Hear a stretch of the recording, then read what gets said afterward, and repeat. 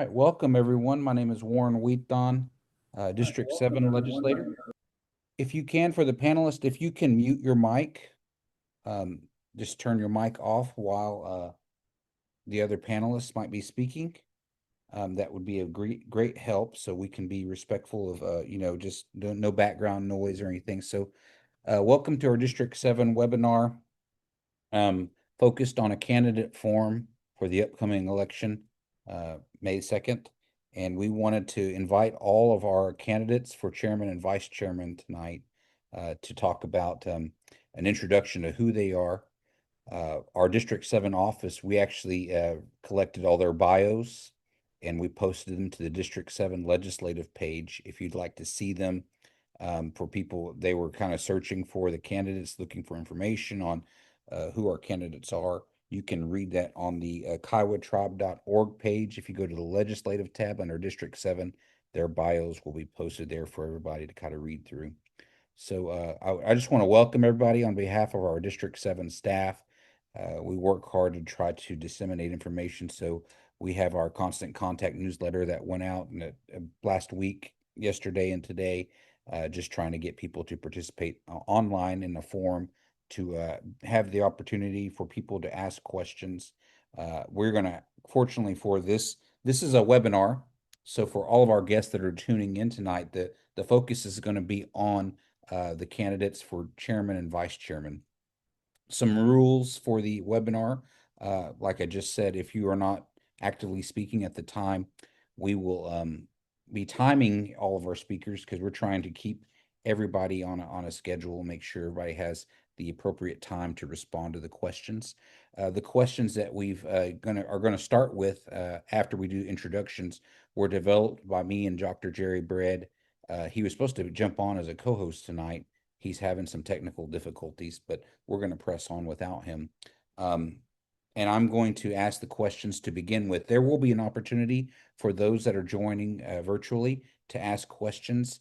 And just a little bit of housekeeping. At the bottom of your screen, if you see a Q&A box, you should see a Q&A box to submit your questions. Our legislative office manager, Tara Bigbo, is going to make sure that those questions get facilitated and answered, and make sure that everybody has a chance to submit a question. We may not get through all the questions because this webinar is scheduled to run from 7 to 8:30, an hour and a half, and we ask that all the speakers, when they respond to a question, try to keep their responses to about 2 to 3 minutes if they can, so we can just be respectful of everybody responding to these questions. So just to make sure, if there are any questions from any of our panelists, we'll go ahead and get started here. We talked about just giving us a quick introduction from each panelist to begin. And so what I told each panelist today, we're just going to go in alphabetical order. And so we're going to start with a quick introduction from Paula Anderson, who is a candidate for vice chairman. So take it away, Paula.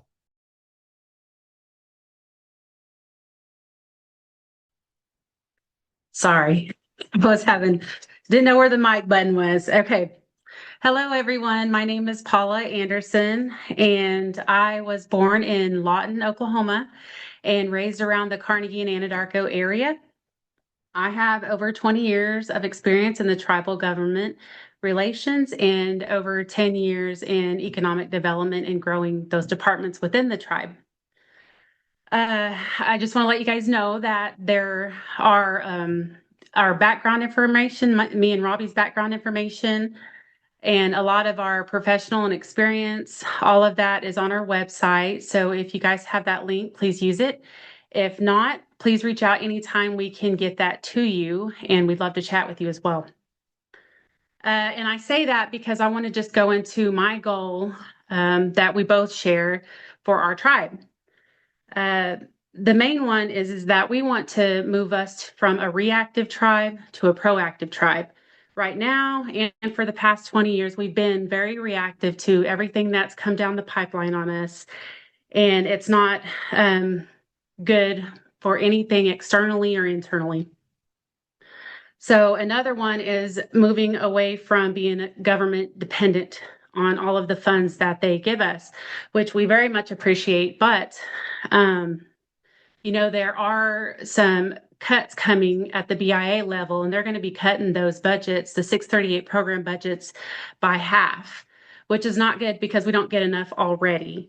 And so for us to move away from government dependency, we would need to analyze those current revenue streams that we have at the tribe, whether that be oil and gas, rent, and of course the gaming revenues. And so we would analyze those and reallocate those to the services that are much needed, especially out there in District 7, because I have been there before. I used to live in Texas, and I was a single mother at the time, and I needed help with daycare assistance. And I called the tribe and couldn't get the help because I was out of the service area. This was over 21 years ago, and here we sit in the same spot. And so that's a big concern, always has been. And so we want to change that perspective and make sure that there are funds available for those people out there, for you guys out there in District 7. We also need to reinvest our funds so that we create new enterprises to continue cash flow for new areas. And just so that you know, this is what is included in a revenue action plan. You make a strategic step-by-step plan, look at what resources you have, and you allocate those to where they need to go. So I just want you guys to know that is a big goal of both of ours. And I thank you so much for allowing me to be here tonight. Thank you very much, Paula, for your response. Just introduction. And just to let everybody know, I forgot this during housekeeping, but the session is being recorded tonight, and it will be posted to our District 7 YouTube channel if you'd like to view it later on and kind of review everybody as they go through their introductions. So next up in our candidate introductions is also a candidate for Vice Chairman, Tamara Bowser, and I'd like to give her a few minutes to respond and introduce herself to the audience tonight. Can you hear me, Tamara?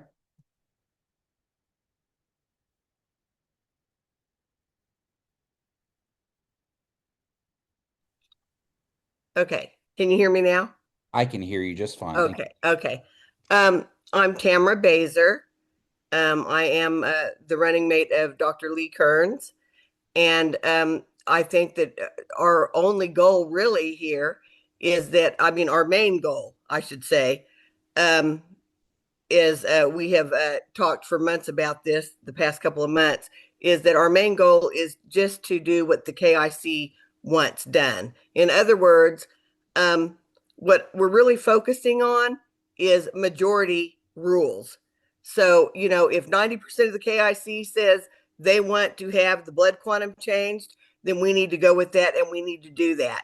We need to initiate any kind of apparatuses that we have to make it happen for the KIC. So we're really just about the KIC. And I don't know what I look like on camera because my camera is showing a very weird image. So I'm not sure if I look normal on your screen or not. But I'm basically, Dr. Lee Kearns would be elected chairman and I would be vice chair. We have the credentials to do it. We know what to do. We have clean hands. Neither one of us have worked for the tribe in the past. And so with our experiences that we do have in our life and our life skills and our educational skills, we're able to push our tribe where it needs to be. We need to be on top, just like all the other tribes are. We started with the same thing that the Comanche Nation started with. We had the same amount of money. We had the same amount of people, basically 10 to 12,000 members, and they have far exceeded our tribe. And the reason why they've done that is because of all the malfeasance that has gone on within our tribe. So we really want to advocate for the people, the KIC, and that's what we're really about. And we want to do it legally in a manner that has got to abide by the Constitution. If we have to make amendments to the Constitution, we will do it according to the law, and we will go strictly by that. And so that is really what we're here for. We want to advocate for the people. Thank you. And am I saying your name right? Tamara? Tamara Baser. Tamara Tamara Baser. Baser. Yes. All right. That was Tamara. Tamara. Baser is a candidate for vice chairman. Yes. Thank you. Next up in alphabetical order is a candidate for the chairman, Robbie Clements. So Robbie, the floor is yours. Hey everyone, I'm Robbie Clements, and I am currently running for your Kiowa Tribal Chairwoman. And I was born in Lawton, Oklahoma, and I was raised in Carnegie majority of my life. My adult years, I too went and moved away. And I wanted to allow you to know that what Paula continue what Paula said about having all our information online. We have that for you. We will send Warren a link for our email address. If you have questions or anything you need to ask us, we are more than willing to talk to you, set something up to visit with you all. D7, District 7. I lived my life outside of the Southwest area and moved up to the metro area. And I too had went through some things where I wasn't able to get services. I wasn't able to had the lack of things that I needed when I was a single mother raising 3 children. And it was difficult. You would have to go and work with DHS, and you would go get other resources when you knew your tribe was there. And so after carefully thinking of things that could be possible for D7, I came up with something that would be extraordinary, because right now we live in a technology type of world. Everything we do is technology based. We're doing this webinar on social media, on a computer. And when I thought of something, I mentioned what we could call Kiowa Connect, an app, a simple app that could have us being available just to click what we need, what resources, what phone numbers we need to get a hold of, who can we talk to at the complex. And it can also lead to what's happening down home, what's going on at headquarters, what's the latest, what next powwow, what's the resources look like, what does the budget look like, all of that inside of the palm of your hand. I also thought of something very, very, very easily to do, and we have a really hard time with communication. Our communication barriers are very lacking in our tribe. Simple as a phone tree. Having a phone tree system where you can connect to people and talk to them specifically, and not getting I'm sorry, this is click, you can't talk to anybody. That's very important for us.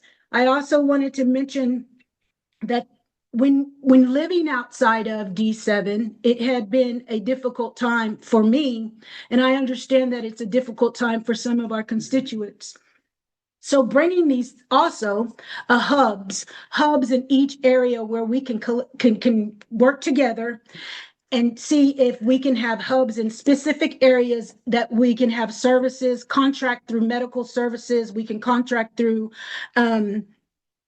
revenue streams in order for us to have those services inside of these areas. This is something Paula and I have wanted to dedicate our time to for you, D7, because we know that you live far away from home. You don't know what's happening at home, and being disconnected does sometimes hurt. There's things that I wish that I had known as far as learning and being a Kiowa tribal member that I didn't know that was happening down home. And we should all be available, have all that information available to us. So these are the things that I kind of wanted to bring out in my introduction, because we have a short time to do so. But this is the areas that me and Paula would like to look into. Thank you very much, Robbie, for sharing and giving us a quick introduction. And our next candidate will be a candidate for chairman, Dr. Lee Kearns. So, Dr. Kearns, would you like to give us an introduction?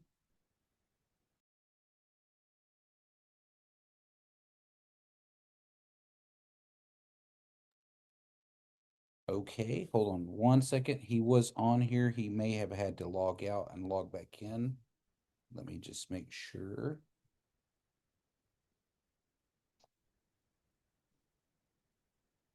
Technical. He's coming online here in just a second.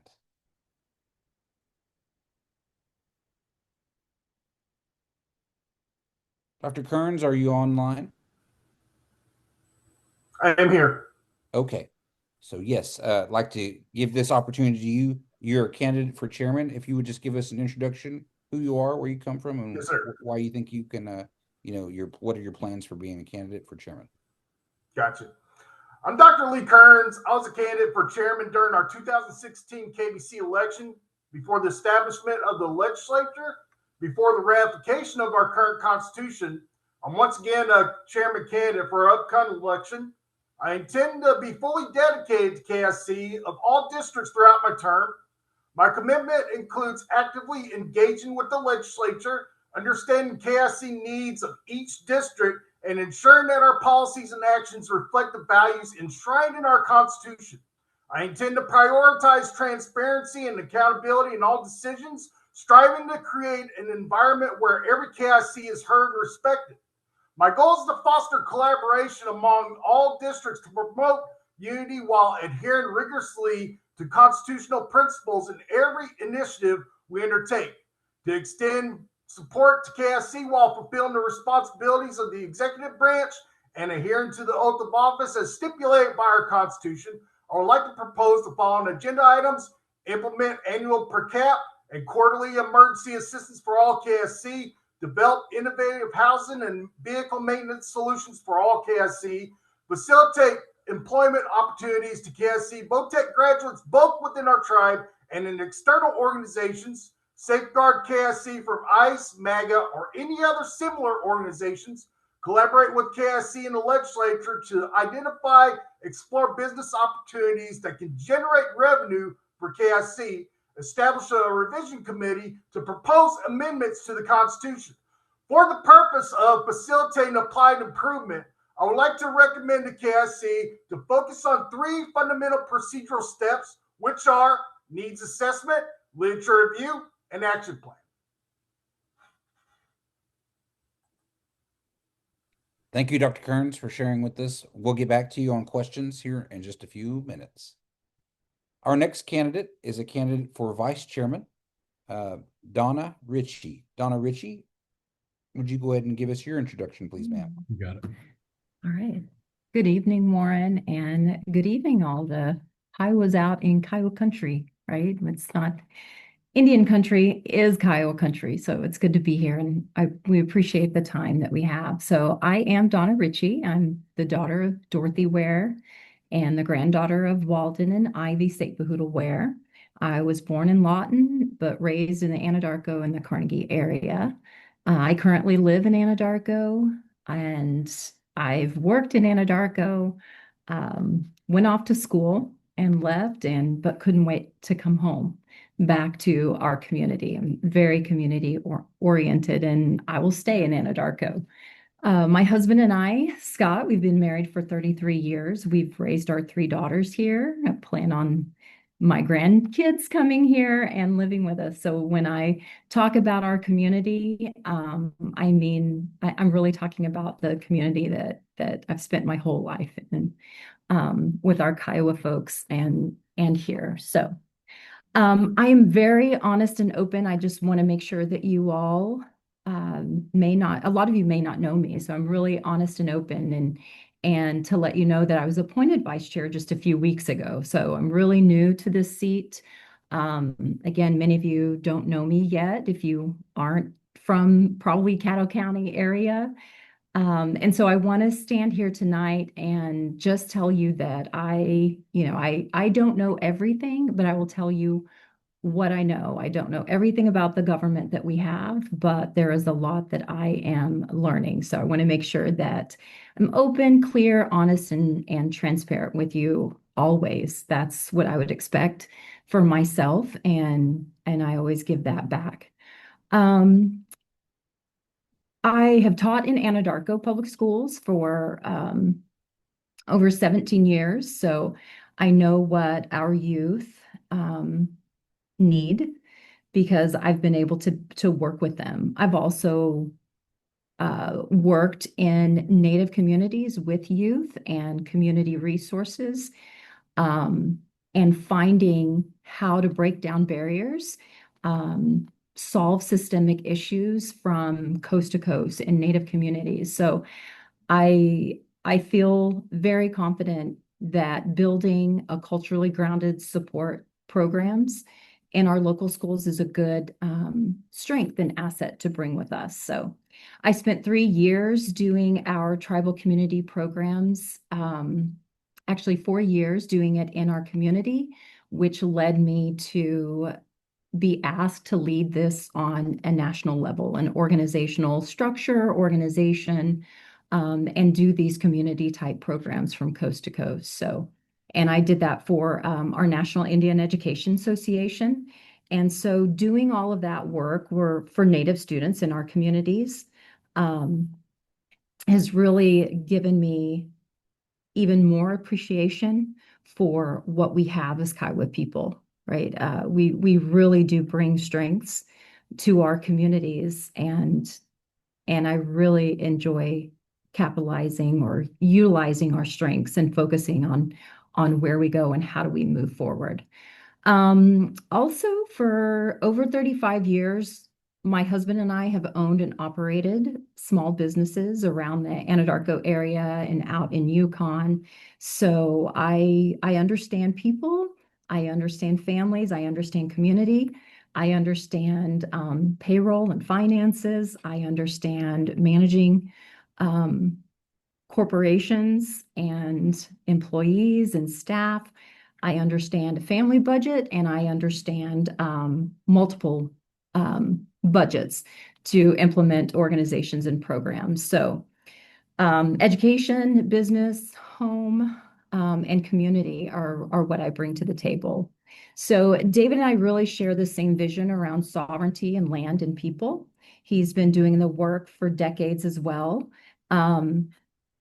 And what I bring to this partnership, again, are those an educator's problem solving and listening, and openness to, again, removing barriers, a small business owner's common sense, and how to maximize with minimum resources. And David really brings our experience and to our vision. And I plan on helping him with that community and that identity side. So together, I feel like we really will serve our tribe really well. So I'm excited for you all to give me a chance to get to know you all.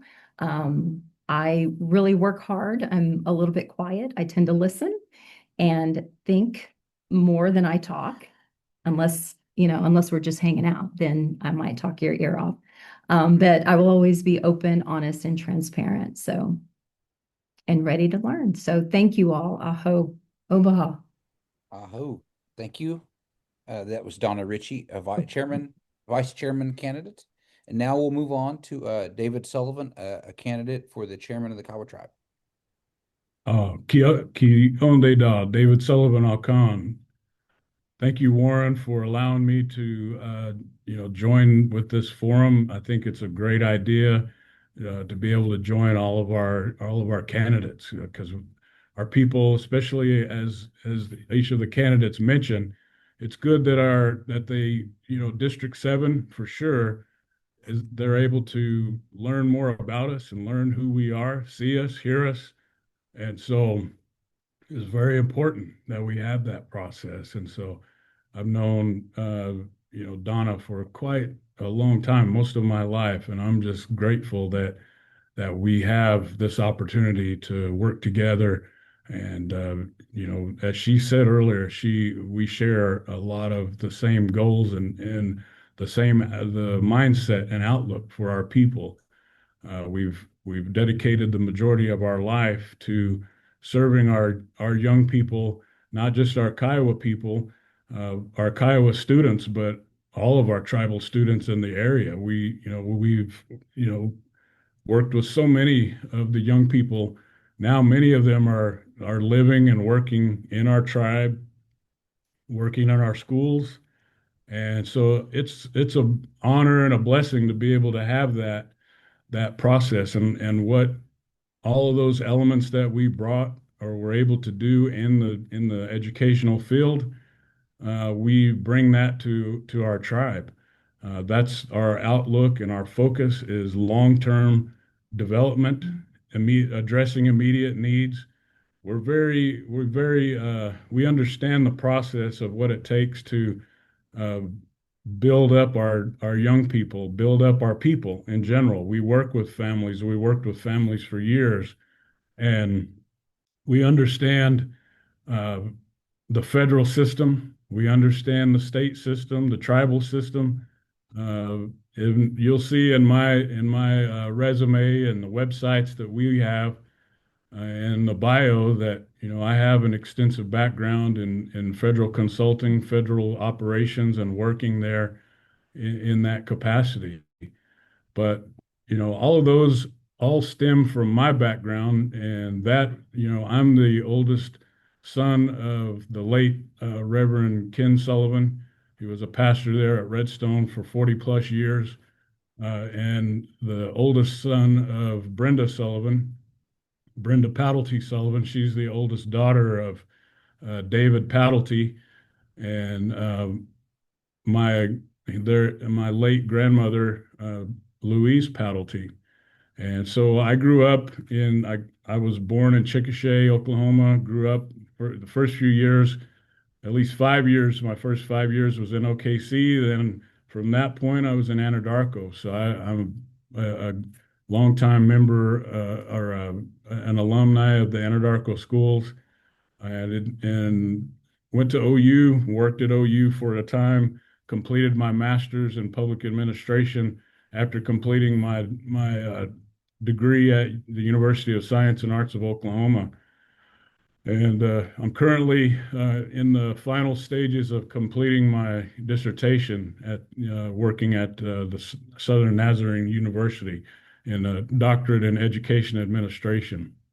And so, as you can imagine, the role of chairman has infringed a little bit on my progress, but I know that I'll continue that work and I'll make sure that I complete that goal. Something that I'm glad to see Dr. Jerry Brad on the call because he was very instrumental in guiding me as a young man in my 20s to pursue my educational opportunities, my educational career, and he was instrumental in me moving into the field of education. And so now, looking at uh, all of the goals that I had working in my full career, it's always been the development of our people, the development of our young people, and moving them forward in trying to make sure that for us, for now, for our tribe, I want to make sure that we develop our people. We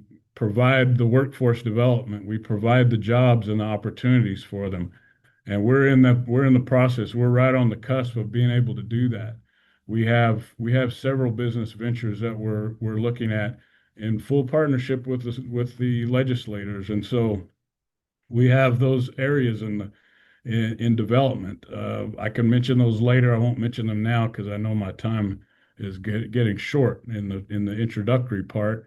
But in terms of just looking at my main points that I look at is developing our people, protecting our sovereignty, and enhancing our lands and our resources because those are the key areas that we have. And part of that is making sure that we work with our stakeholders, which includes the KIC.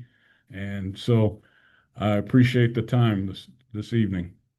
Looking forward to the rest of our session. Thank you very much, David, candidate for Kiowa chairman.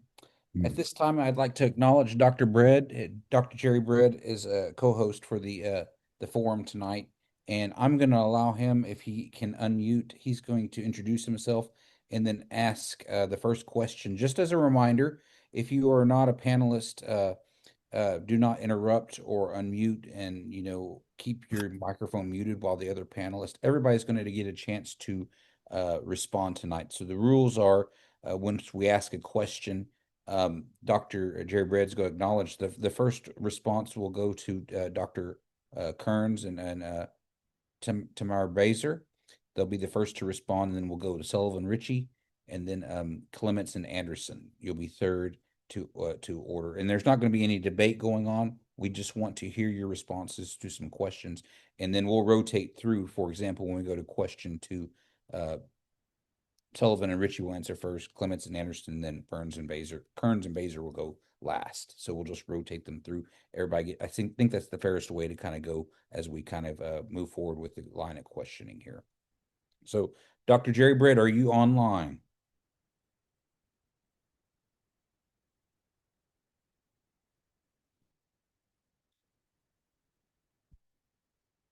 Well, he was here a minute ago. Oh, he dropped off. Okay, he's not able to unmute. So I'll go ahead and ask the first question. So this is question 1. What is the major issue you feel the tribe needs to address during this time? And we'll start that. So Dr. Kearns and Tamar, you'll go first if you'd like to respond first, however you want to. I'm going to respond. So the major issue that I feel the tribe needs to address at this time or any time is perhaps unity.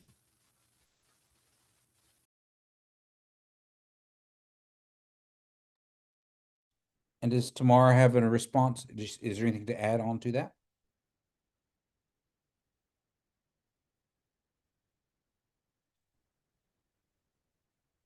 Okay.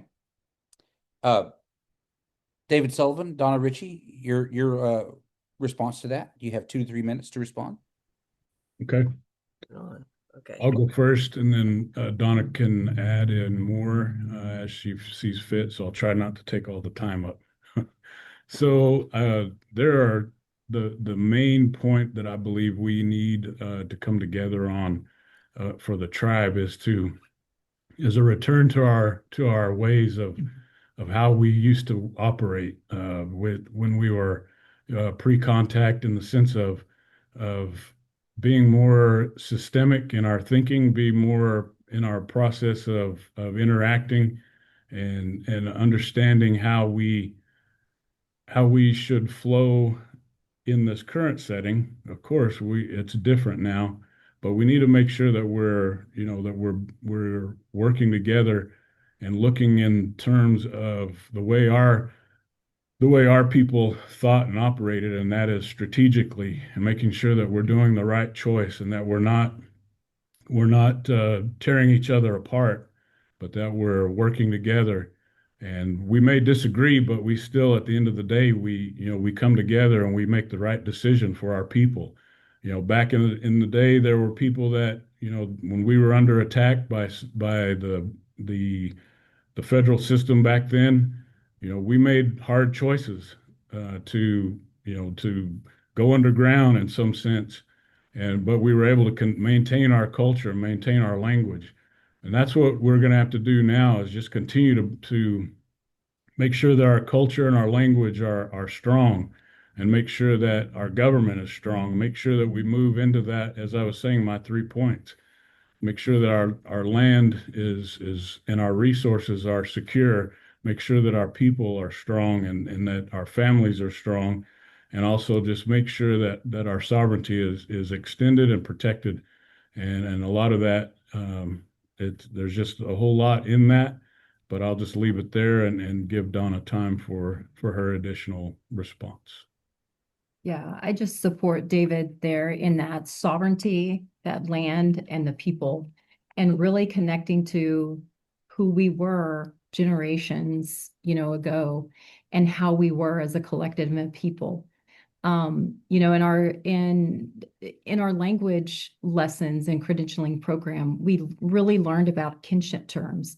And that was something that spoke to me, because it wasn't in a modern time, and the way that we're raised now. There were so many kinship terms that we have so important. And now, we say Segi all the time. But so we just really getting back to that connection, that root of who we are as a people, how we were respectful and honored, and we created our capacity for our future, right? We really embraced our youth and our elders, and we created what we could to survive, sustain, and to be more successful, whatever that looked like. But we did it as a collective. Thank you. And the intent was for the response. You both, so just letting the candidates know that was you each get 2 to 3 minutes to respond. So if there's something else you'd like to add on to that, I know we're trying to stick to our timeline just for the forum rules, but just letting you know in advance, there are 2 to 3 minutes per person. So you probably have about 6 minutes per team. Thank you. Oh. Okay. Let's so Robbie Clements, Paula Anderson, now it is your turn to respond. We'll ask if you need the question again, but I don't know if you need the question again, but I'll ask it again. No, What is the major issue you feel the tribe needs to address at this time? Right. The major issues that we feel that the tribe needs to address at this time is transparency and accountability. And when I say that, we really don't know a lot about what's going on in regards to what's happening in the inside. But those are things that we've worked with in our jobs. As I worked at 20 years at the state level, had major transparency and major accountability. There's a lot of things that have happened inside of the tribe that if it occurred in a regular setting or a state setting, people would not have a job anymore. I feel in the first 90 days, Paula and I want to go through conduct a full assessment and find out what are the major issues with the staff. We want to sit down with everyone, the executive directors, the directors, and even the employees. We want to be transparent and we want to hold our staff accountable. And we also want to be accountable. We have learned the importance of accountability. Paula and I did go through something last week that taught both of us the strongness and the importance of accountability. And that is very, very beneficial for a corporation or a job to work. So Paula, do you have anything that you want to add? Yeah. So, in being accountable, it's always good to be able to just apologize and say, I'm sorry, I did wrong. So I think that's a big thing as far as a leader's perspective. I did serve as an administrator for the Wichita tribe, and we developed that whole program and gained it from 10 people to 30 people, and the program just grew through grants and everything. It was wonderful. And so they were able to follow because one, I was able to just, be on their level and meet them where they were at, and also to be a boots on the ground with them and do things with them and build them up and elevate them. So, and hold each other accountable and follow those same policies that I asked them to follow. That's really important, and to be open about what was going on at the administrative level. There's employees that always want to know what's going on, but that line of communication has to be open at all times, maybe through an open door policy or something. So we do see me working in the tribal government field for so long. That is a big issue, transparency and accountability. And then, it's even out there in the private sector as well. It's just prevalent in the tribal operations. So just being able to get down to their level and just apologize whenever we're wrong, and Right. do the work with them. Right. And with that being said, the major issues look into thoroughly going through reviewing the HR policies and also current tribal policies, looking at both of these and seeing if that fits the area in which our jobs are displayed. We will want to find the accountability with it being defined and documented and enforced. I technically worked with my staff when I was a supervisor with a performance improvement plan. And in that performance improvement plan, you get to find out the major issues. You get to speak to staff and get to know what is taking place in that plan. It's not a plan to get rid of anybody. That is not our agenda. It is to work with people in areas that may need a little bit more expertise or looking at to see if they may not fit in that area. And that's how we form a job. I'm not sorry. We form a balanced tribe. And that when we come back and say the major issues, we feel that these are the major issues right now is the inside, because we want to make sure that they are able to work in an environment that they feel accepted and wanted. And that when that acceptance and the morale is brought up, then people want to work well.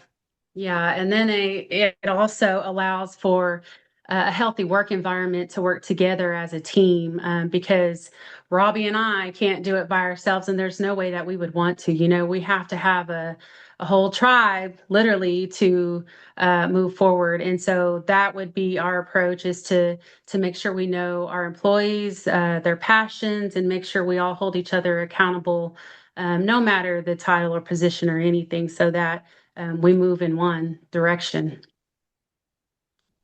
Thank you, Warren. Thank you. We'll move on to question 2, and just letting all of our attendants know, if you have a question, we're going to move on to questions from the audience about 8 o'clock here, about 15 minutes, but we have a Q&A box at the bottom of your screen. If you see that box and want to submit your question, we will try to get as many questions as we can. So question number 2, from just get beginning from District 7, what specific goals do you have in store for the tribe during your term if elected, and how will you work to achieve them? And the order for this response will go next to Sullivan and Ritchie, then we'll go ClementsAnderson and Kearns-Baser. So Sullivan and Ritchie, go ahead. Yes. Oh, thank you. Yeah, so a lot of the specific goals are elements that were just discussed. We've been working in terms of making sure that we have all of our internal systems operating in an efficient manner. Looking at all of our, for the time served as vice chair, I was going through the process of learning what the tribe was, all the ins and outs of everything. Looking at our economic development opportunities that were in development then, and I realized that we have a very siloed system, and in order to make sure that our structure is strong, I looked in terms of developing the internal structure, making sure that our finance department is strong. We're still in the process of doing that. We're also, right now, making sure that we have a treasurer and a CFO. They'll be separate people, as I mentioned before. And also, immediately, as soon as I got in place, the accountability factor is a big piece for me, and I want to make sure, we made a change on our KCOA operations authority, making sure that we have people that are going to work in that. And there's more to come with that. There will be more in place that will operate. But when you're going through the process of moving from where we were to now, I've been moving a lot, making sure that I increase all of our appointments to our commissions. We didn't have full commissions, and so we're looking at that. And then the other areas that we want to look at is making sure that we do have our financial dependence, moving us away from our gaming operations dependence. We still will have our gaming operations, but we know that's going to be limited. And so we want to make sure that we're doing that by creating new business opportunities, new business ventures. And so we have a strong executive director team, and they are working hard, and we're working with them to make sure that we're all creating and working with our legislative body to create those strong elements, those strong business ventures. But one of the things that the main goal that I've started in looking at is making sure that we have all of our policies lined up and that we're getting those things in place so that we can begin to capitalize and look at our lands, look at our, tax revenue, make sure that we're really building up everything in a more efficient way, because for years just we didn't have everything set in the right way. And so we've been working on that. I was working on that in this past year, and I'm continuing that process. And we're looking at ways to, right now, we just held our first discussion on putting the existing financial nest egg, I guess you could say, that we have, putting it into a revenue allocation plan so that we can develop that structure that our tribe needs to lock it in place so that it meets the needs of the immediate needs of our people, but also gets us moving down the road for long-term longevity in our economic development, and just being able to provide for our people, but making sure that it's not something that can be torn apart. My goal is to create all of our pieces of our government that will last beyond us, well beyond us, not where it can be changed by the next one in line, but that it stays there, stays intact, and that our young people they benefit from what we build together. Yeah. Thank you very much for that response. We'll move on to the next team. ClementsAnderson, your response to that question. And the question was, what specific goals would you have for the tribe during your term if elected, and how will you work to achieve them? And we kind of talked about that with the major issue question when we want to kind of continue into that. And we are talking about the reorganization part of it, the reconstruction part of it, and developing a strong team. And when you become and to serve people, you have to honestly know how you're going to serve them. And currently reorganizing everything, we are looking into not necessarily making it a whole reorganization, making people here, and there. We want to make sure that it is structured completely and organized at the right pace and speed for our employees. The reconstruction part, how do you want to discuss that a little bit of how we can look at the reconstruction with the reorganization? Yeah, well, I mean, mainly just reconstructing, our systems that are in place, whether that be the HR system or the policies and procedures, making sure those lines of authority are clear, the communication is clear, because so that there's not any confusion on where the employee stands, where we stand, making everything just pretty clear for everybody. Also looking at the systems within the programs, because there's restrictions on the funding and things like that each program is allocated. And so we want to make sure the deficiencies in there are restructured and supplemented if needed, with tribal funds, any revenue that can supplement those funds. So we also, I talked about previously in my introduction is the economic development side of being able to get away from the government dependency whenever there are shutdowns or there's COVID or, the BIA cuts, so those are important for us to make sure that we aren't dependent on the government, because they're very unstable. And so not only internal reorganization and restructure, but also, looking at those external factors and staying ahead of them. And I feel like building a system and not just filling positions, because building a system really helps the community, and it protects our sovereignty, and also developing a strong team.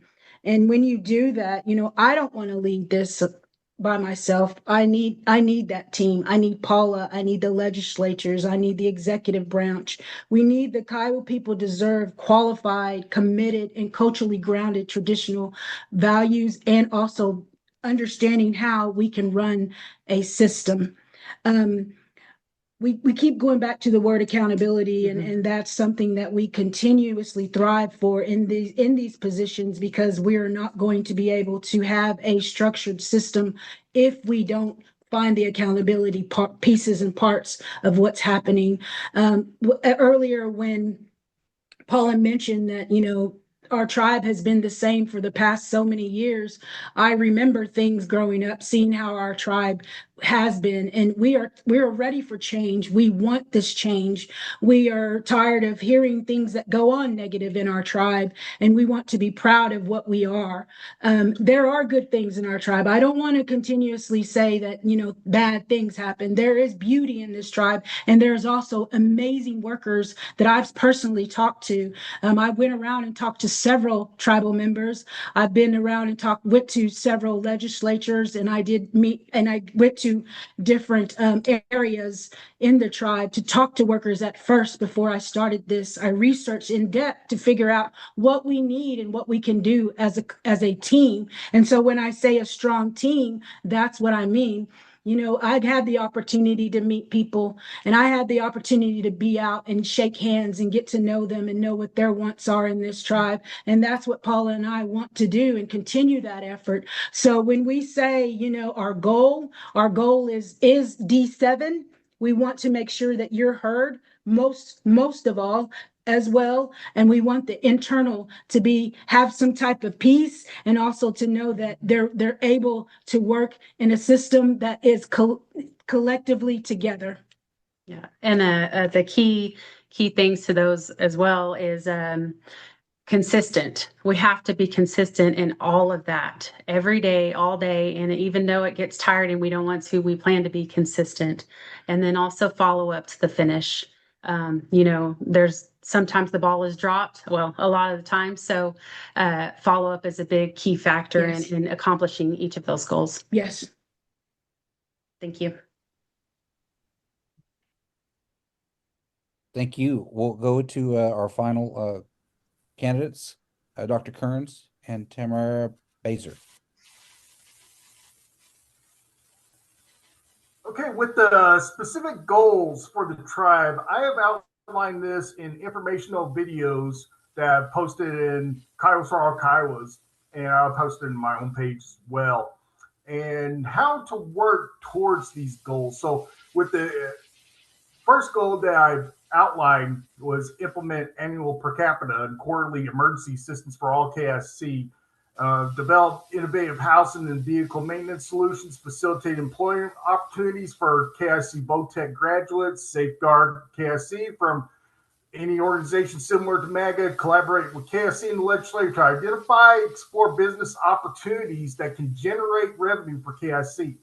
Therefore, establish a revision committee to propose constitutional amendments to KIC. Now, with all this said, how to work towards these, I would have to outline everything in procedural steps and supplement the model, and then present, the procedural steps model for KIC. As per my introduction, I outlined the needs assessment, literature review, and action plan. Those are the first primary steps to achieve progress for our tribe. Therefore, with that progress, I would like to go forth with the plan phase, which is diagnose the problem, generate alternatives, design action plan, then proceed forward with implementation. With implement action plan, collect, analyze data, dialogue about process. Then comes the evaluation, which is evaluate outcomes, reflect or dialogue on results, recommend or decide on the next steps, communicate results in terms of collaboration. Now, this is going to be in terms of collaboration with the legislature and KIC.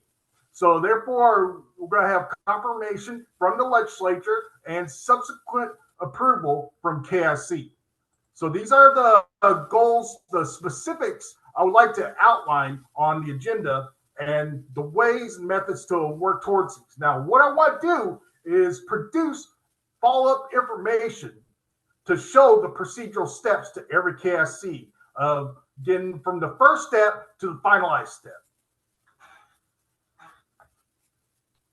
Thank you, Dr. Kearns. Ms. Baser, do you have a response you'd like to add on to that? Yes, I do. And I'd like to say that I did respond earlier to the first question that was asked, but my microphone must have been muted.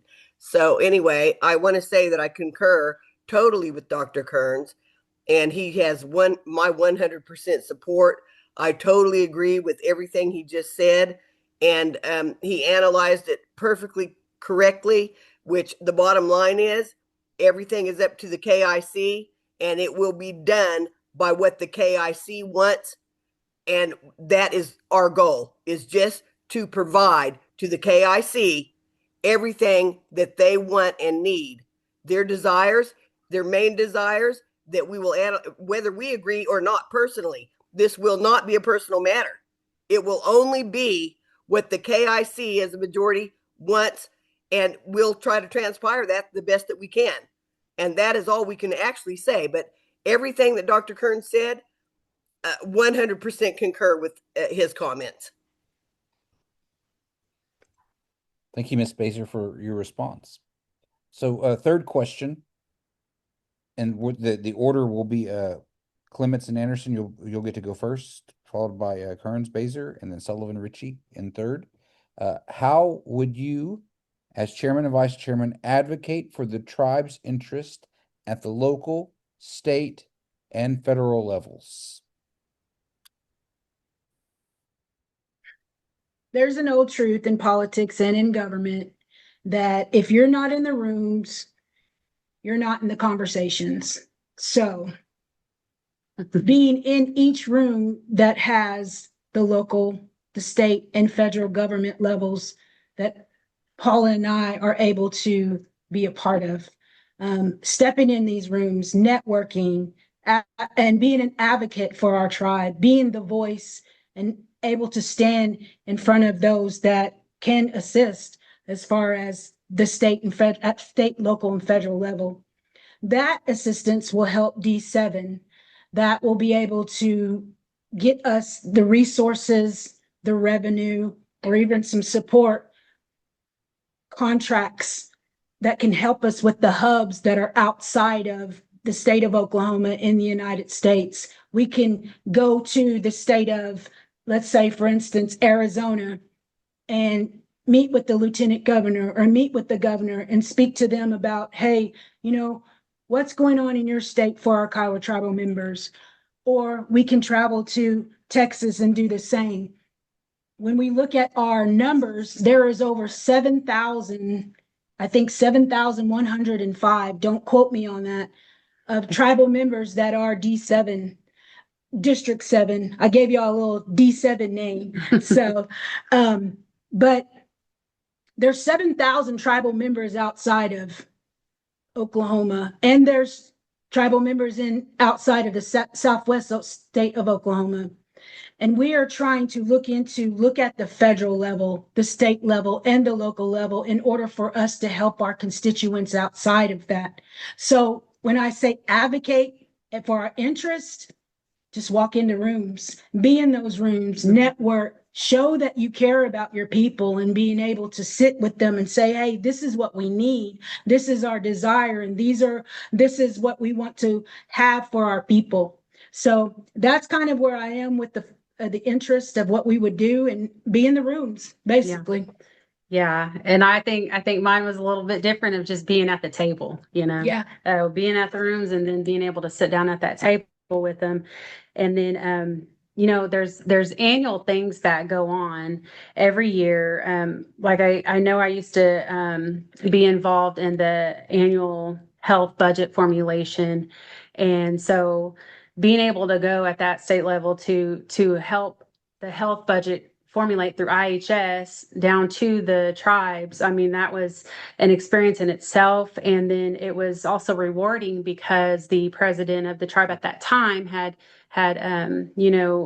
felt that she needed to be there. So, that felt good. But, so being able to be there and step up and ask my questions, I mean, we're not afraid to do that kind of thing and just sit there and have a discussion, and just staying updated on current events so that we are ahead of the game versus being reactive again, as I said before, being a reactive tribe versus a proactive. So just being able to be ahead of the game and being at the table. And I've spent majority of my adult career speaking for people that had no voice. I am a social worker. I am grassroots. I know to get in the community and know how to be there for the ones that don't have the voice. And so that is what we would do on the local and state and federal level, is be the voice of our D7 constituents, our home people that are home, and all Kiowa tribal members. We will advocate. I am a strong advocate, and that's what I've done for a majority of my adult life, is advocate for the less fortunate and also provide things to people to help them get out of their hurting positions. And so that's what we would do. Yeah. And then even one time it was very rewarding because we were able to get a tour grant, and we had the students that were involved in that program go with us to the state to advocate at the governor's office, and they were so confident and did it themselves. So just to be able to bring kids to advocate and then also see us advocate, I mean, that's setting a great example in itself. So leaving those paths for them to follow is important in the advocating area. Thank you. Thank you. Thank you. Dr. Kearns and Tamara, your response? Advocating for the tribe's interests. Well, I'm reading the Constitution on Article Roman numeral 7, Section H. The chairman shall serve as the representative of the tribe for purposes of representing the tribe in negotiations with other governments. Now, with advocating the tribe's interests, I do this constitutionally and let other governments know where we stand on matters. I'll work in collaboration. I'll work in effective communication with other governments, as it's stated in the Constitution. So therefore, I will also use SWOT analysis, which is the strengths, weakness, opportunities, and threats. So therefore, I will communicate effectively. Thank you, Dr. Kearns. Tamara?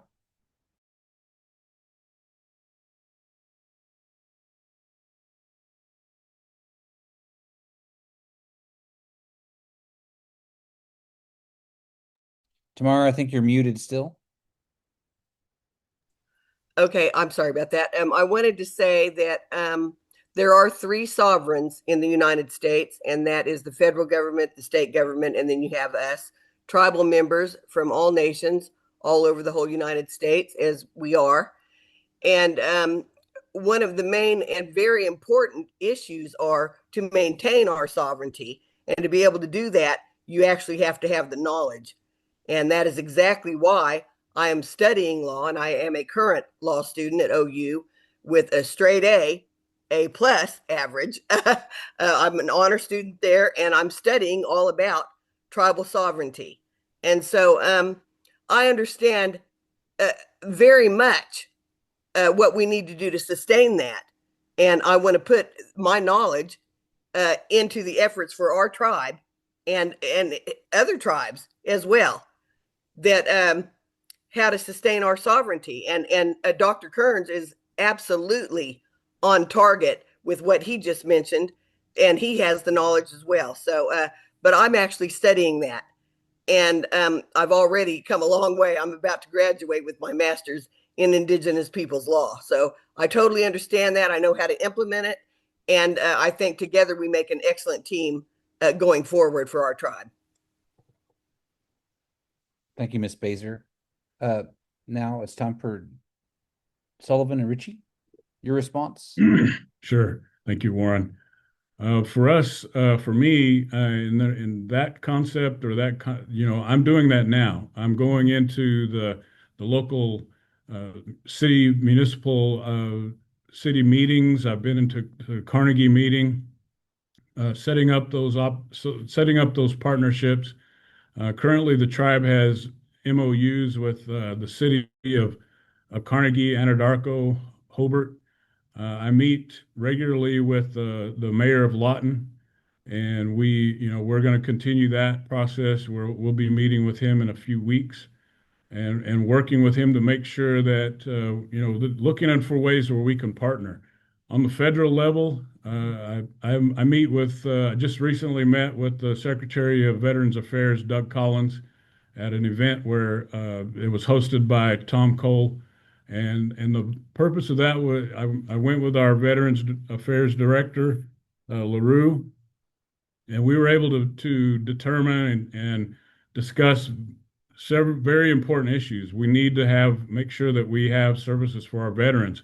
And we've been in the process of developing a grant.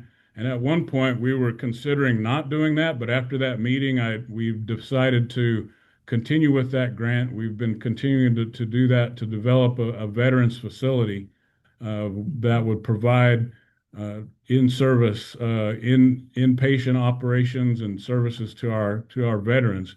At least a 64-bed operation that we're looking at. I also, I mean, I have the whole host or the whole gamut of advocating for our tribe and for our people. That started years ago. Mentioning, I heard Paula mention young people, and for years I would take young people to the Unity Conference, and we would go to the mid-year conferences, usually in DC, and we would take them and go and meet with federal congressmen and senators. And so now I continue to do that. And I just recently in December, I was able to go and meet with several as we were discussing, working and making sure that the budget dollars that we need are maintained or increased. And so I have a long history of doing that, not only now, but with the school. I did that as well because of impact aid dollars. And then back to the local level, I've recently participated in tribal consultations. I couldn't get to every one of them, but I have been to at least one or two. And so it's important for all of us to advocate, not just at the government level, but at the local district, the local schools, and just to make sure that we're working with our communities because we're a major driver, and we can be and will continue to be in terms of driving the economy in Southwest Oklahoma. And that requires that we have partners. And so that's at the local municipal level, state, federal level, and other tribes. We are working with our other tribal governments and advocating for our young people that, they may not be able to enroll with our tribe, but they are a member of another tribe that is related to us or connected to us, or they're our neighbors. And so those are areas. I'll stop so Donna can add more if you'd like. Advocacy at every level is something I'm not new to. Excited about that, especially even long before I worked for a policy and advocacy organization like NIA. Just that grassroots of knowing what everyone's doing, right? We can't show up with not knowing what's in the hands of Washington, D.C. Being active in those tribal consultations that are had by BIA and BIE, and just excited seeing us represented, right? Even at that education level when all of federal changes were happening, to see how our tribal leaders showed up in that space and advocated with facts, stories, all of those things that we bring from our communities that we know that we fight for in a way. And it is important to be in the space. It's important to be in the room, but most importantly, to protect our sovereignty is that we don't wait on others, right? Like we don't wait on others to bring us into the room or bring us to the table. We create that space and we create that table and that opportunity. So it's been exciting, and I'm excited to continue. Advocacy is important. I've done it at every level for our students. Every day advocating for their teachers, for the district. It's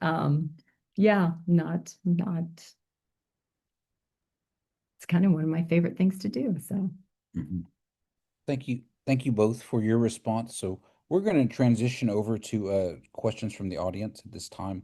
Um, and I'd like to know, will our candidates, are y'all good with I was going to put your emails, how you want people to contact you if their question is not asked, maybe they can email you that question directly and get a response to you. Mhm. Is everybody good with sharing your email? Okay. I just wanted to ask that question, and then I'll put it in the chat so everybody can maybe send their question if they want a direct response. They'll have that direct uh, consultation with you. So Absolutely. the first question, let me pull up my questions. I'm going to ask our questions in the order in which I received them. Oops, and my screen just.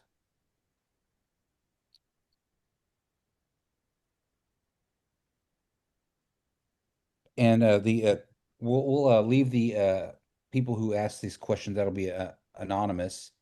But what is your opinion on the Attorney General's office?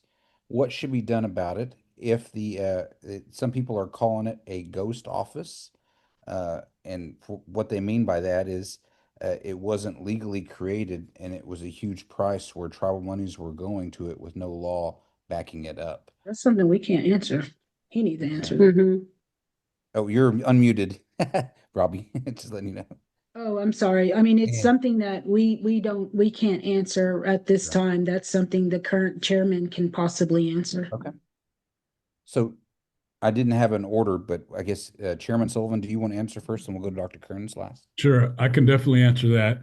Uh, I agree with you on that process that it was not created by our Constitution or our legislative laws. So, in the process of, once I took in moving into the transition process, we're moving into where that is not going to be what we call it, or that's not going to be how it's set up.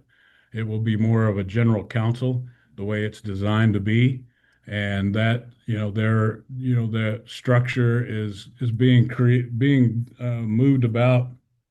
I say this a lot when I go to, I've said this for years, or for in this last year when I go to these community meetings, District 6 or District 5, District 4, District 3, that we need to make sure we're not going to be able to operate unless we have, I think someone mentioned this earlier, transparency, but I like to go with the concept of radical transparency, and that's how I've been doing ever since it's been in my time to be able to try and work in this capacity as chairman, and that is working with our legislators, working with and moving into ways, looking and exploring ways for us to have that accountability, have that capacity of operating with transparency. And so that requires new ways of reporting, new things. And so we're in the process of adding more things as we go. But back specifically to that question, uh, I know that that wasn't designed. That was something that the former chairman had put in place. And I'm not going to do that. I'm going to follow our Constitution. I'm going to follow our laws and our policies and procedures. And I know what it takes to build our the buy-in of our stakeholders. I can't operate as that I have the ultimate authority. That's not how it works.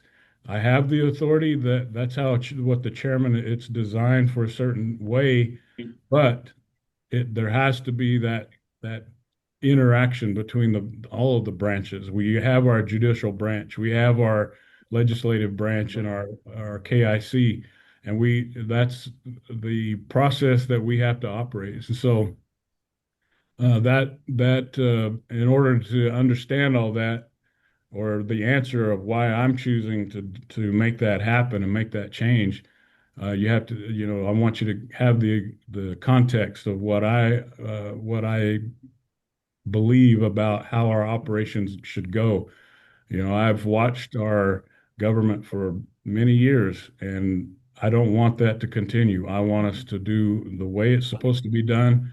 I know we've had individuals, and I know they're still wanting to get back into that role where it's just kind of anything goes, high game, and that's not how we want to operate our government anymore. We want to make sure that we're doing it the way it needs to be done, that we get buy-in, and that, right now I'm almost doing, I feel that I'm doing that uh, within the short time that I've had.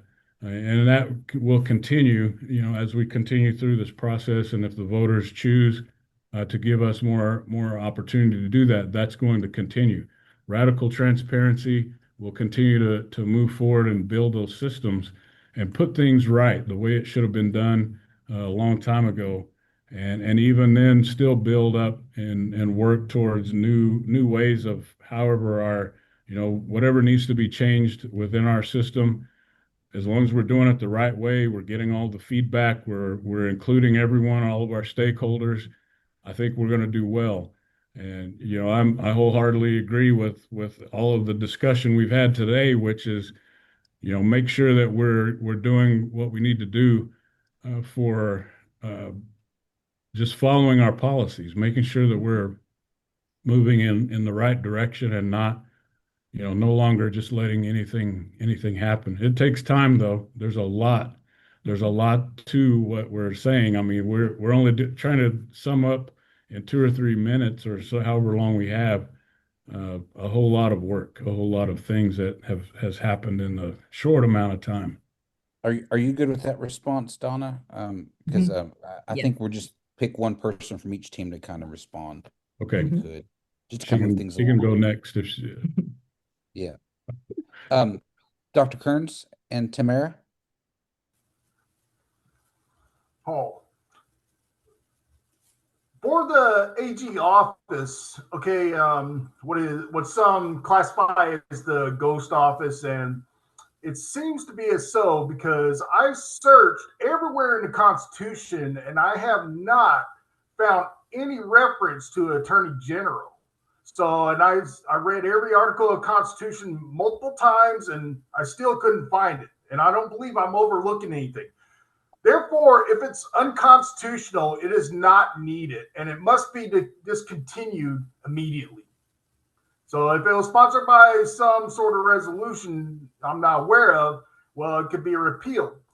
However, the point is it must be discontinued if it's unconstitutional. Other than that, I don't need an attorney general, nor do I want one. I stated that fact before. And Robbie and Paula, I'll give you another chance to respond if you have a response. If not, that's fine too. In continuance, we are in agreement as well. If there's something that is not in the Constitution, we are definitely not, I mean, we would love to see something happen in regards to that if it's not in the Constitution and it doesn't fit what lays for the Kiowa tribe. So David did explain it pretty well that, he's looking into areas to get it changed or whatnot. And we agree with Dr. Kearns and Sullivan and Tamara and Donna as well. Thank you. So we'll move on to our next question. The people voted 88% yes for a RAP, which is a revenue allocation plan and resolution in 2025, which requires the legislature to create a revenue allocation plan. And that was in September 2025.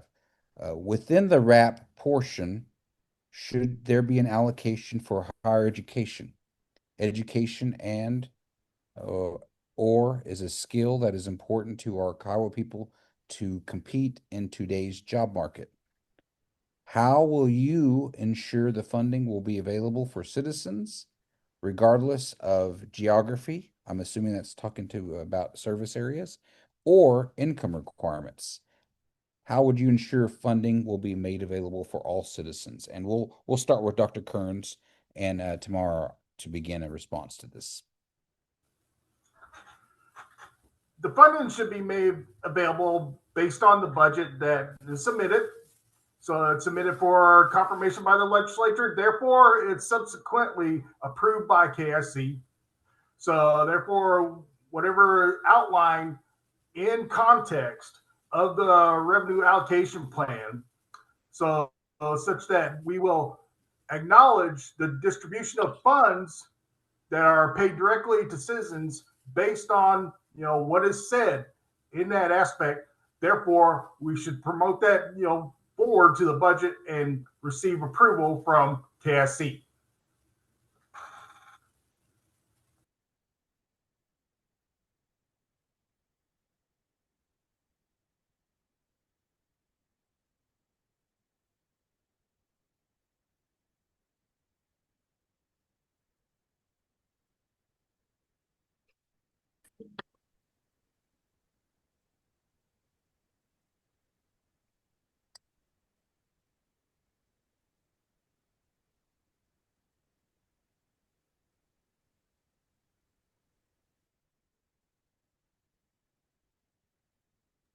I think he might have dropped off. I think he's reconnecting.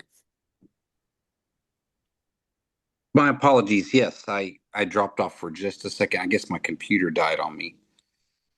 So, my apologies. Next, we'll go to Chairman Sullivan. Vice Chairman Ritchie. Okay, I'll make sure I give a shorter response, but the process that for that, it is already moving. It's already moving in that sense of, as I mentioned earlier, that allocation plan is, it was voted upon. But one of the things that we look at and we're wanting to make sure is that we set it up with the proper structure that locks it in place so that it remains long term and that we're able to not have it changed by future candidates that would want to come in and say, the plan is set at a certain rate where if you vote for me, I'll increase it. We don't want it to be a process that would bankrupt the tribe because it could happen. And so we want to make sure that we stick to the process so that there's a formula and that we already have that formula process. We've worked with the legislators, we've worked with the consultant that they brought on, and the formula will allow for, as the investments and all of the funds that are in place that would fund that operation of that plan, then it would increase. And so as our businesses increase and our revenue and all of our funds increase, so will that shared dividend payment for each individual person.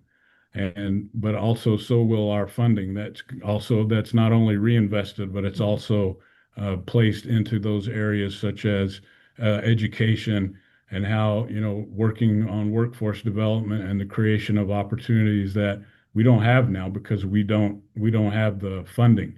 The funding is limited. And so we have an opportunity now with our leadership in place that, if we make the right decisions that within the next year to 18 months, we can move that further and we can really make some headway in terms of making sure that that's not just something that we have now or it's going to go away within a short time, but it will continue on. And so that's, for me, when I see that question, I'm asking, I'm looking at it, I'm thinking, all right, we need to make sure that we set it up in the right way and where it's not going to be taken apart later. It is an investment. Yes. Thank you very much. And we'll move on to ClementsAnderson.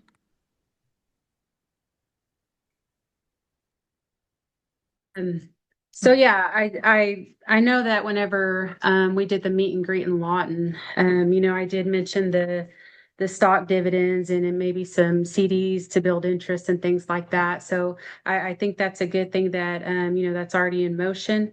The revenue action plan was approved and a lot of people wanted to utilize for a per cap and things like that. But it's a step-by-step plan, strategic plan that needs to be put in place to have achievable goals with the revenue that you bring in.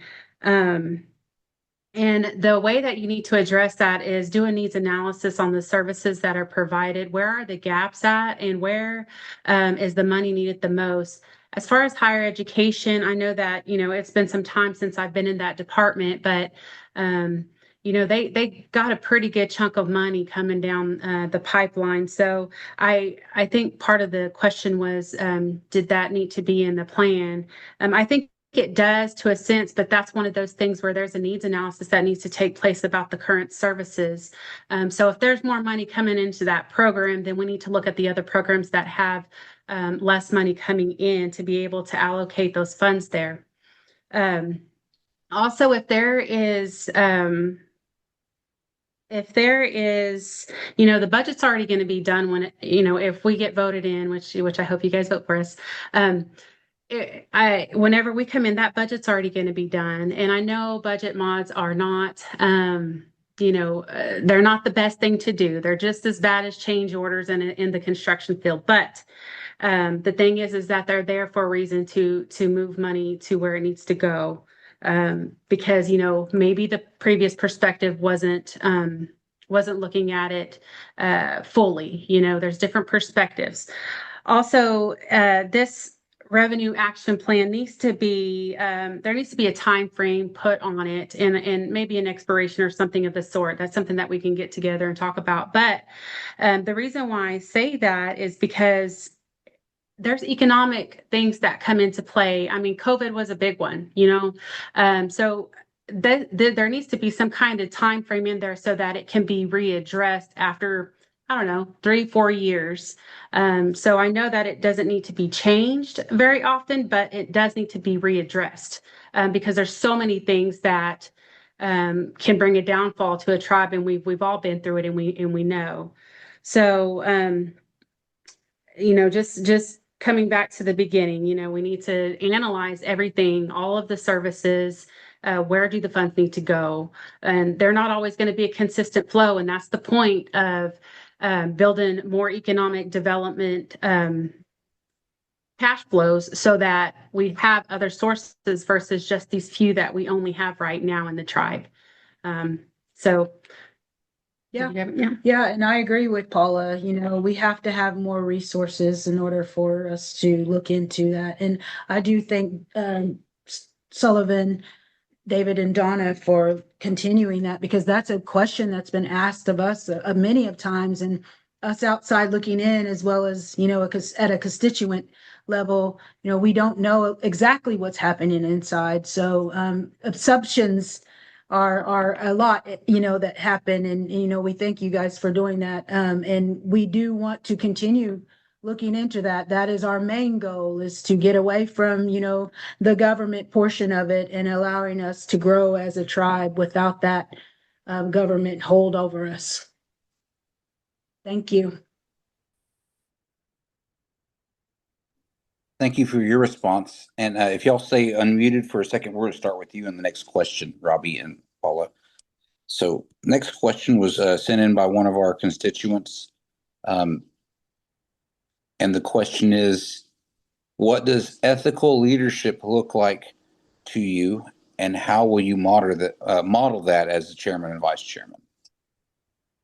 Ethical leadership is what I've done for the past 20 years. I know I like to say that a lot, but I did work as a supervisor for the Department of Human Service and Child Welfare. Being ethical is very important to me. It drives the job and the ability to work ethically, and it also drives the ability to tell the truth and be consistent and know what you're doing. I had a lot of time working with the court system and also working with state government, and being ethical is important. I am a social worker, and ethics is a very important piece of what I do in my everyday life. So having an ethical type of job facility and a corporation and in the tribe is very important to me. Yeah, and so in my previous job, I overseen 22 budgets. It was over that. And then also, was over $5 million. And that was just in my department. And so to be able to be ethical, you have to make sure that you're not moving money where it goes, or using those little gray areas. And so, ethical for me goes a long way, and it goes pretty deep, even to the current time right now as taking accounting courses. I graduate well, actually in 2 weeks with my accounting degree, and then I'm going to go for my CPA. And practicing in the public sector at a CPA firm, we are held to a very high standard of integrity and ethical standards, and we have to take classes on that specifically by itself. um, and we're held liable for those people under us too, if they mess up on financial statements or things like that. So it's very important for us to be ethical in every way, in every manner. You forget one penny, you better go back and find it. And so, to me, it's very important. And, that's where I hold myself to every day, personally and in my work area. Yeah, and to add on to that, just to finish this out, with when it comes to that as well, as a supervisor in that field, it was very hard as far as making safety decisions for children's lives. I did not, for that amount of time in my adult career, I would not put my name on anything that would jeopardize a child's life. I would not put my name on anything that jeopardizes the Kiowa tribe. I will not put myself in that category or in that situation. I know about the value of confidentiality and how that is very important. And so I use the integrity as well. I use a lot of that in my own life, and as well as the positions that I've worked, which was just for the child welfare supervisor, and now entering into this Kiowa tribal chairman position. I would, and not would, I am going to stand by that wholeheartedly. Thank you both for your response. We'll move to Sullivan and Richie.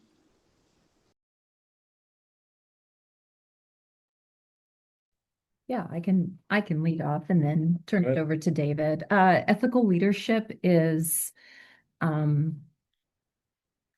that basic mutual respectful skill.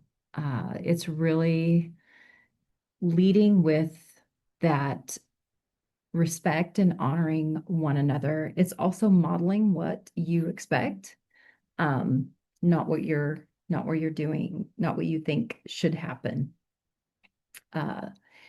And leadership is really about looking at, again, what our strengths are, meeting folks where they are, and taking them to where they can be, right? We have people that are in successful places and that are doing great things, and it's not limiting them or their strengths or putting them in a box. So it's really being that person that can lift them. It's not right being on the top, but it's really being behind them. And for us at ethical leadership, as a chairman and a vice chairman, that's stewardship, right? Our people are putting their confidence and their vote in us to ensure and uphold what we need to do. So it's a great responsibility to have that leadership. And I'll just add in that for me, the ethical leadership is in the concept of, I look at it in terms of making the right choice no matter what, not, even sometimes I have to make the hard choice. I have individuals that will come and they want to use certain things, or they want to use a vehicle, and they not for a non-tribal event, just for an example. And I have to say no, because the liability on that is there to protect that individual as well as the youth that they're wanting to take, or and the tribe as well. And it's not an easy thing, because I want to support our youth, and we will. I've realized and looked through and realized that there are changes that need to be made, and we're making those. But I would go back to, the leaders, the warriors of old.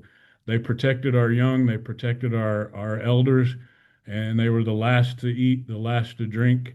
They made sure everyone was safe. And that, to me, is an ethical leader, or someone that protects and puts our people ahead of themselves. And that's how I want to be. I want to work in that capacity, and I'm doing that. I want to do that every day, because I've that's what I did when I worked at the school. I worked in ways to make sure that that our young people had opportunities that they wouldn't have had if I had chosen. I could have gone. I remember reading years ago about the brain drain process that, and I could have gone out and got a job somewhere else, but I chose to stay in the local area and help our young people. And I'm continuing that because I want to be able to continue to help our people and move us forward. And so, there's a whole lot there to unpack, but I'll just stop there. Thank you very much. Dr. Kearns and Tamara Baser? Ethical leadership for the chairman and vice chairman position is always follow the Constitution. My intention is to always honor KIC and uphold the Constitution. I recognize and understand that any actions that contravene the Constitution or improperly deviate from a KIC budget would subject me to recall and or impeachment, and I would not anticipate anything less. I'm devoted to adhering to the Constitution, just as I adhered honorably to the Uniform Code of Military Justice and the Air Force 3 core values, which I still live by, which are integrity first, service before self, and excellence in all we do. Thank you, Dr. Kearns. Tamara? Tamara? I totally concur. And I do want to say that honesty is number one when it comes to ethics. And anybody who has a college degree actually knows what being ethical is, because you learn it. You not only learn it in high school and the value of ethics, but anybody who has a college degree absolutely learned what it is to be ethical. Honesty is number one. And every value that Dr. Kearns just talked about is absolutely 100% true. So I totally concur with Dr. Kearns. Thank you. Our next question will be focused on, so as a candidate, how do you expect to protect tribal members from the ICE, immigration enforcement? And we'll start with David and Donna to begin.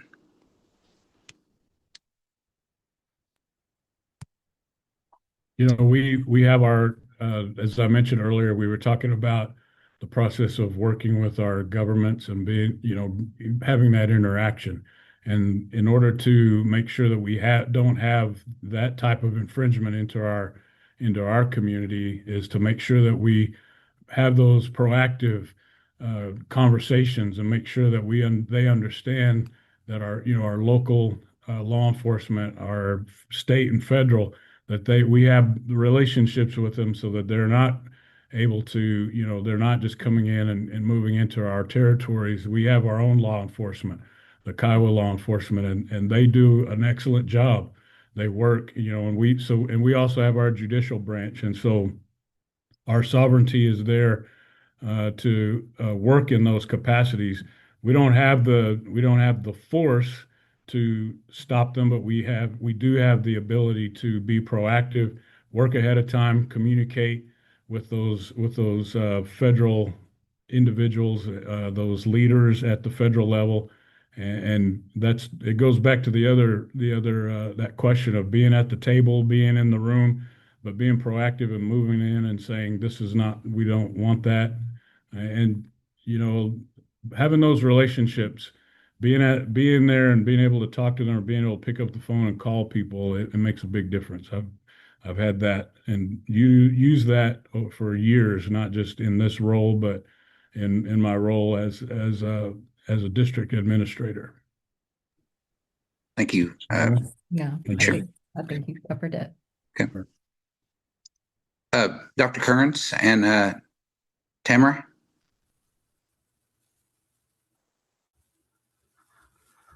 Protecting citizens from ICE, I will communicate with other federal governments including MAGA,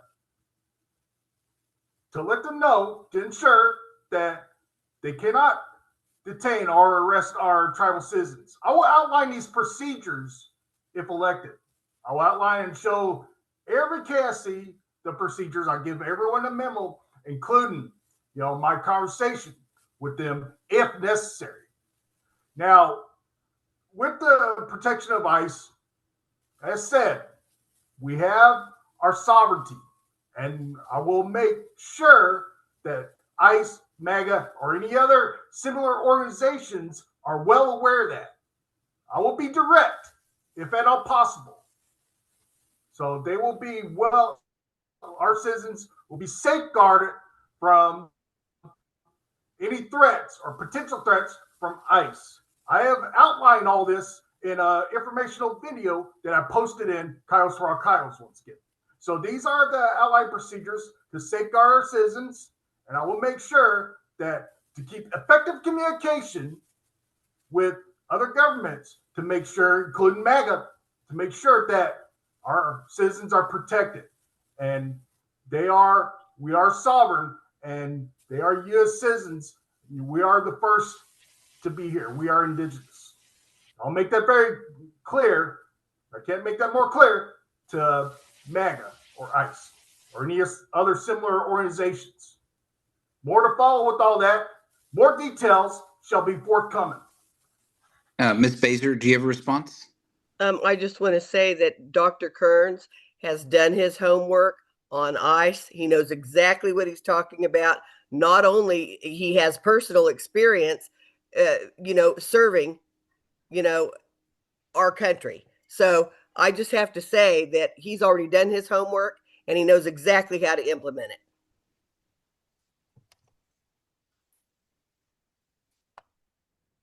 it.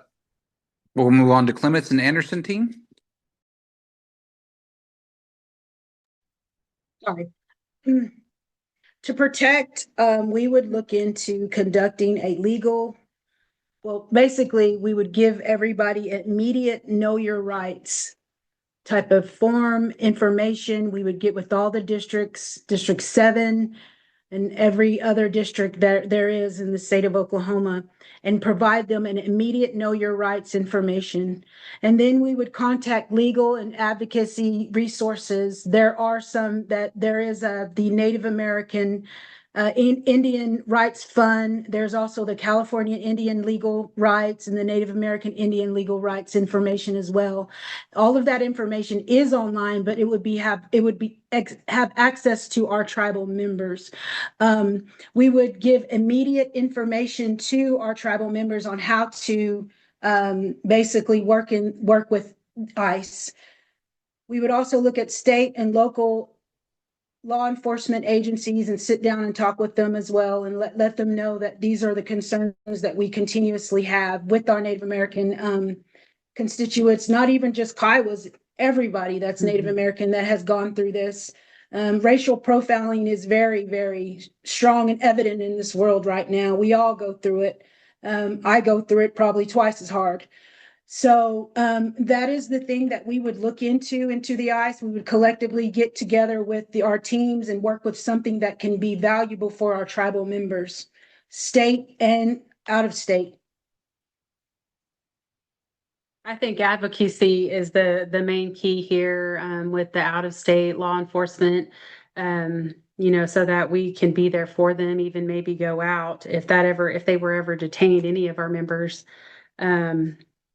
But I concur with Robbie here and everything in the plan that we would put in place.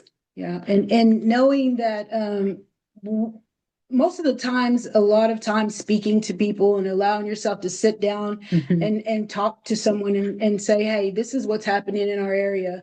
It needs to stop, and I feel that that's very high volume right now in our world, and a lot of conversations need to be had. Just sitting down and visiting and speaking with people versus arguing and getting upset about it. So it is important to understand that we do have rights, and we want those rights to be heard to all of our constituents and all of tribal members, like I said early, not just Kiowa, any Native American. Maybe at some point we could be like the Cherokees and buy the building so that they couldn't use it as a detention center. Hey, Thank you. Thank you for your response. So it's 8:45. This forum was scheduled to 8:31, about 15 minutes over. I'm not going to be able to answer all the questions that we have submitted. I am going to save these questions and email them to you all. And I think our team is going to save them and send them for a response. And we are going to ask one final question, and we'll just ask a question, and you can kind of give us your closing remarks while answering this question. What makes you the best candidate or asset for the tribe as chairman or vice chairman? And we'll start with Dr. Kearns and Ms. Baser. It is KIC who determines the best candidate. I am fully committed to upholding the oath of office as stated in our Constitution. If elected, I intend to diligently pursue the objectives that I have proposed to KIC, very similar to the ideology of fix, maintain, grow that I presented to KIC 10 years ago. However, if this is not the outcome, then I wish KIC the best in their endeavors. Ms. Baser, do you have a response? What would make you the best candidate for vice chairman, and what makes you an asset to the Kiowa tribe? I think that one of the, my father was a advocate. He was a civil rights attorney, and he actually dealt with the Indian law and advocated for all Native Americans throughout the United States. And I followed in his footsteps with that. And that is why I have decided to continue my education in Indian law, to understand it and to know it, and to try to help our tribe, particularly our tribe, moving forward and being better balanced. And Dr. Kearns happened to ask me if I would be his running mate. And I hadn't thought about it at that point yet, but I always knew that it was something I wanted to do for the tribe, for our people. And I totally, am 100% for the people. I want KIC to be heard. That is what makes me the best candidate. I'm not only educated enough to do it, but I have the best running mate that you could ever have. I'm his running mate, but Dr. Kearns is number one, and he can get the job done for our tribe. And I know that. So that's why I agreed to do it. Thank you very much. Mm-hmm. And next we'll move on to ClementsAnderson. What makes you the best candidate for the chairman or vice chairman, along with what makes you an asset for the Kiowa tribe? I think my strongest asset is simple. I lead by example. Everything that I ask of others, I do myself as well. That's not a campaign promise. That's how I've lived my professional life. I go out and I speak to people. I shake hands. I meet them where they're at. I've talked to people in the lowest of lows and their highest of highs. I lead with truth, even when it's uncomfortable. I lead with dignity for every Kiowa citizen, every child, every man, woman, every district. I lead with accountability, starting with myself. And I lead with structure. I spent decades working with the Oklahoma Department of Human Services in one of the most high complex systems in this state of Oklahoma. Structure would never failed me. It protected the people that I served. Structure wasn't rigid. It was solid and it was outlined. That's how I lead. And I'll lead with compassion. I'll lead with truth. I will lead with dignity. And I will do the best job possible for every Kiowa tribal member and do it with my heart. That's how I lead. Thank you. And I have seen her do that by far. So I know it's going to happen, and it already is. I believe my strongest asset is that the same. I meet people where they're at. I have shared experiences with them. Nobody wants to listen to somebody that hasn't gone through what they've gone through. Yeah. And there are so many times that I have talked to our some of our Kiowa employees, our members, and just Yeah. people in general, and able to sit down and share almost the same story, and if not something similar. And so we're able to meet each other and talk about it and elevate each other.